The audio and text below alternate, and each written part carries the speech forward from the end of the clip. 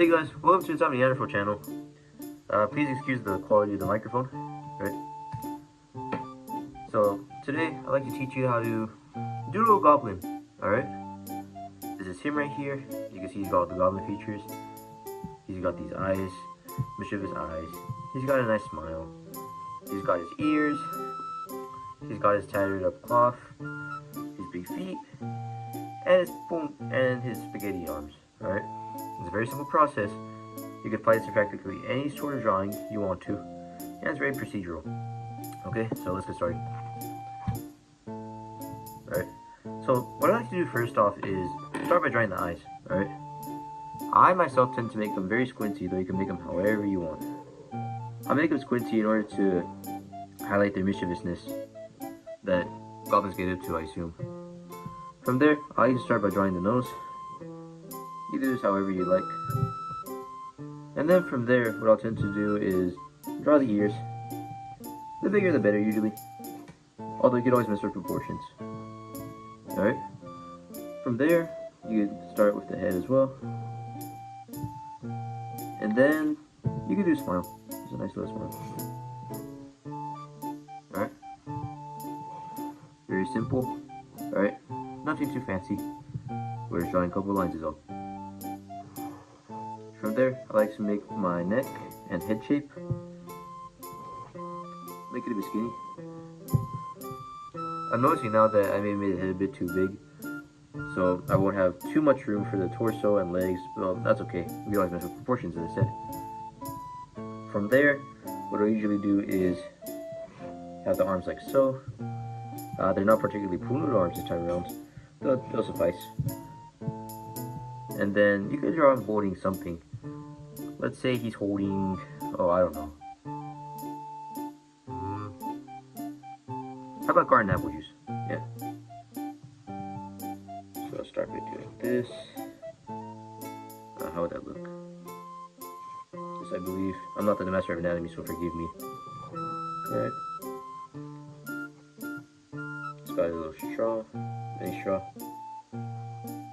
Alright. I'm just coming out of it. There's a little symbol.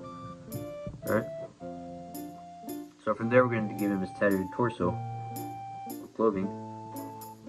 And it's very simple. I like to make this part I forget what it would be called. We'll just call it the big hole, right? I like to make the big hole a bit of an arc, so that when I eventually draw the legs, I could draw in, or I can make some sort of 3D effect.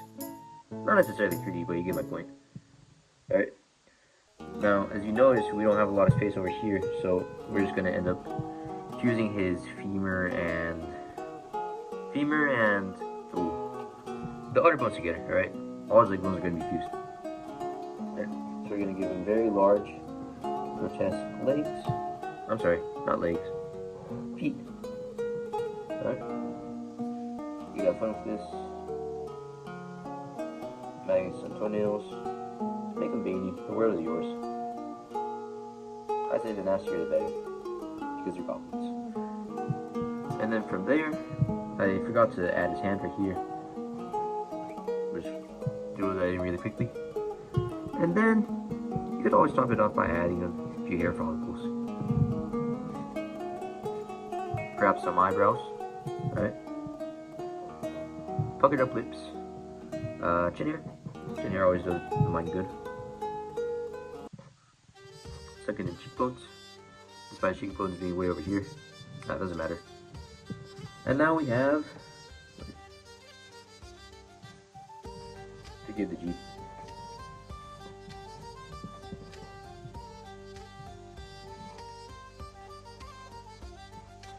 Now we have a goblin, alright?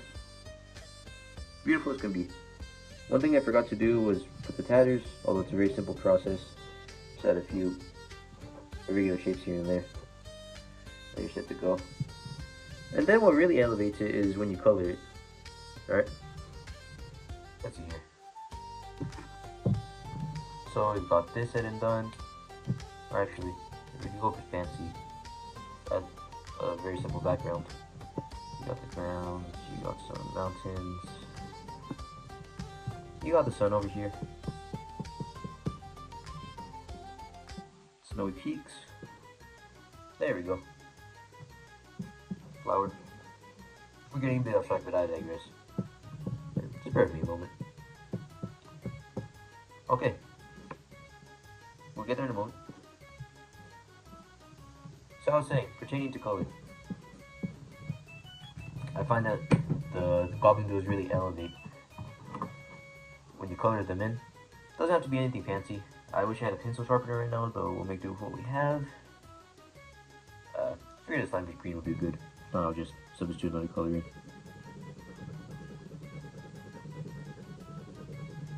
So go simple. Do one color for the entire body if you want, or whatever. You're drawing. Alright. I'm just scratching these colors in right now.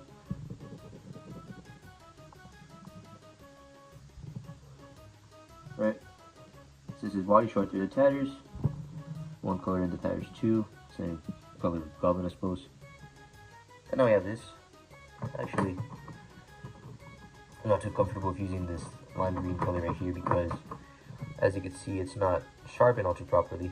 So I just have to color it back up from the dark green color right here. Create a bit of a cool effect using dark green. Normally I'd use the same color that I use for the body, just press down on the paper more, although I don't have that luxury right now. Alright, simple does it, simple is the trick. Alright, so now we have our goblin fin right here. His body is almost actualized. All we need to do is give some color to his clothes and his world. Alright. Come on, please. Okay. Color brown. Very quickly color in his skirt, whatever you like to call it. For all intents and purposes, we'll just say that he's wearing the potato bag. Okay. Very simple, very simple. Color this a bit darker in. Some gray. Gray does wonders for these kinds of drawings. He's mischievous. He's good. Actually, we'll go, let's see. We'll go pink eyes. Sorry. You can always add more touches if you want. There we go. Those are eye bags. Forgive me. Just do some light color with the gray.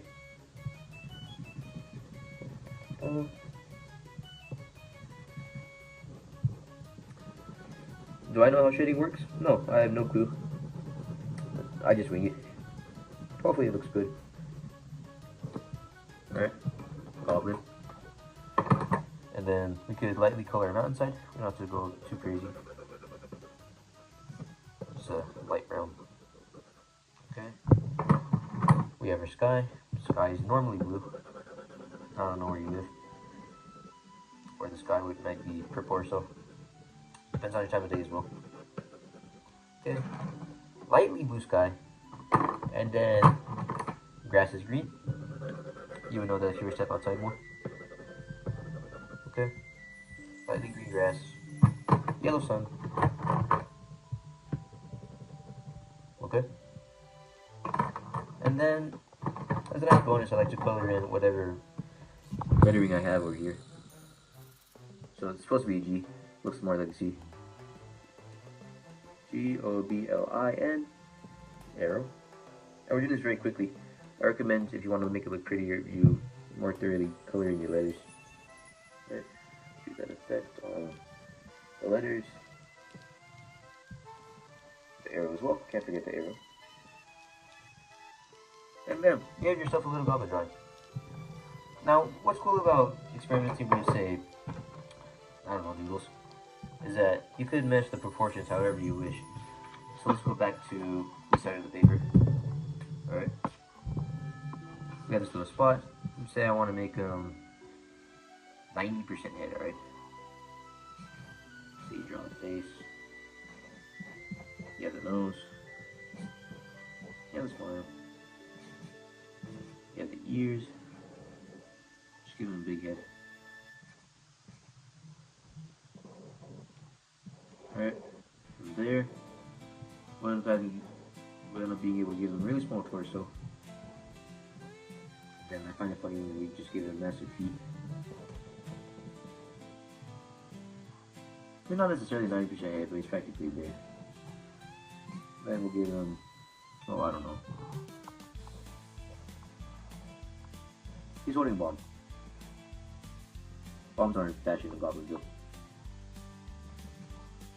Good. So you got yourself a little goblin sketch right there. And again, you can have fun with this, mess with the proportions. And yeah, that's about the extent of it. Hopefully you learned something a little. Hopefully you learned a little something today about doodling. I am a large advocate for doodling. Doodling is awesome. Doodling you can do anywhere. Classroom, your room, mid-gooning session. Yeah, it's a whole bunch of fun. I'm Talking Anarcho, and this is How to Draw a Goblin. Thank you. Doodle Goblin. I'm practically threatening you to like and subscribe, so please do.